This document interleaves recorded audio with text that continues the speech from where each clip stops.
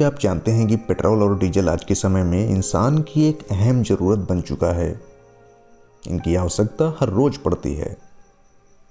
लेकिन क्या आप ये भी जानते हैं कि इसको कैसे निकाला जाता है या कैसे बनाया जाता है?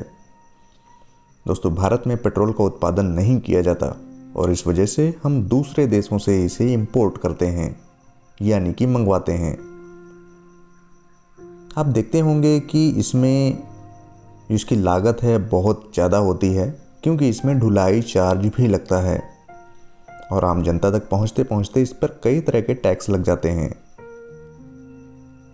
दोस्तों, हम आपको बता दें कि जिस स्पीड से हम पेट्रोल और डीजल जैसी चीज़ों को इस्तेमाल कर रहे हैं, अगर हम इसी तरह इन्हें कंज्यूम करते रहें तो आने वाले करीब 40 सालों में ये ख़त्म हो जाएगा, क्योंकि ज़मीन के नीचे पेट्रोल डीजल कुछ भी नहीं बचेगा। जो भी चीज़ें इस धरती पर हैं, सभी चीज़ें एक लिमिटेड मात्रा में हैं, जैसे कि पेट्रोल, डीजल, केरोसिन इत्यादि।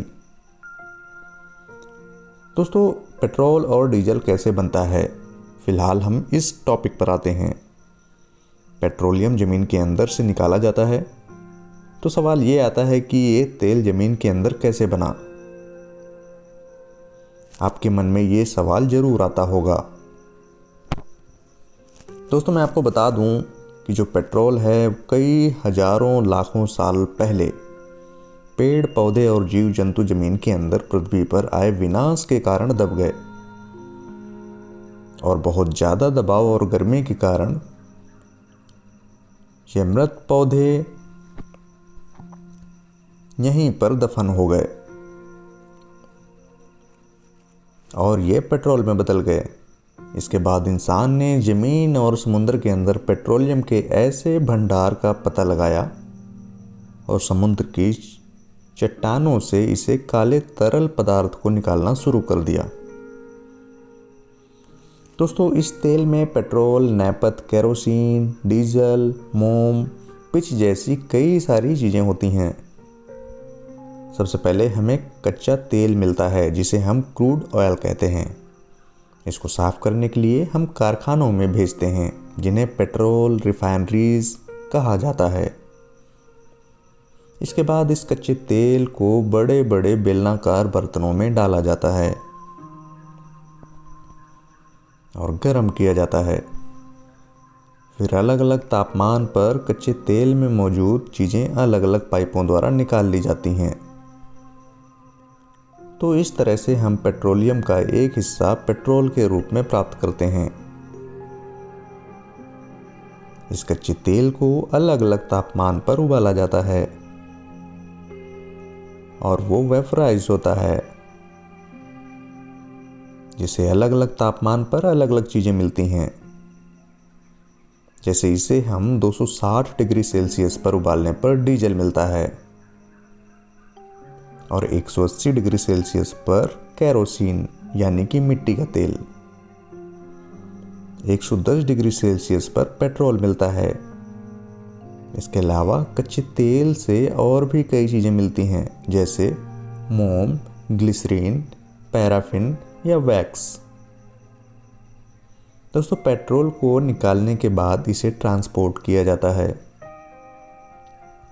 साथ ही इसकी टेस्टिंग भी होती है। इसमें देखा जाता है कि कितने ऑक्टेन का पेट्रोल है और फिर भी इसे पेट्रोल पंप पर भेजा जाता है। दोस्तों, आप आमतौर पर देखते होंगे कि पेट्रोल में ऑक्टेन संख्या का बहुत बड़ा रोल होता है। आप पेट्रोल पंप पर देखते होंगे कि अलग अलग प्रकार का पेट्रोल मिलता है। एक हमारा नॉर्मल यानी कि सामान्य पेट्रोल और एक होता है पावर पेट्रोल। जिस पेट्रोल में ऑक्टेन की संख्या अधिक होती है वो उच्च क्वालिटी का पेट्रोल माना जाता है। दोस्तों, बता दें कि कच्चा तेल समुद्र और ज़मीन दोनों पर ही मिलता है, लेकिन ऐसा नहीं है कि दुनिया में हर जगह कच्चा तेल हो। दुनिया में कुछ ही जगह हैं जहां से कच्चा तेल मिलता है। अमेरिका और रूस में भी कच्चे तेल का उत्पादन होता है, लेकिन दुनिया में सबसे ज़्यादा कच्चे तेल का उत्पादन अरब देशों में होता है। पेट्रोल और डीजल का एक बार इस्तेमाल होने के बाद इन्हें दोबारा रिसाइकल नहीं किया जा सकता। यानी कि ये सिर्फ एक बार ही इस्तेमाल होने वाली चीज़ हैं। दोस्तों, पेट्रोल और डीजल धरती पर अनलिमिटेड मात्रा में उपलब्ध नहीं हैं, यानी ये धरती पर एक ना एक दिन ख़त्म हो जाएंगे। और इसी वजह से आप देख रहे होंगे कि भविष्य में इलेक्ट्रिक गाड़ियों का क्रेज़ बहुत तेज़ी से बढ़ रहा है। आने वाले समय में कहा नहीं जा सकता कि पेट्रोल और डीजल जैसी चीज़ें ख़त्म हो जाएंगी। तब हमारा जो स्रोत होगा, यानी कि जो हमारा ट्रांसपोर्टेशन का स्रोत होगा, वो कहीं ना कहीं इलेक्ट्रिक व्हीकल ही होगा।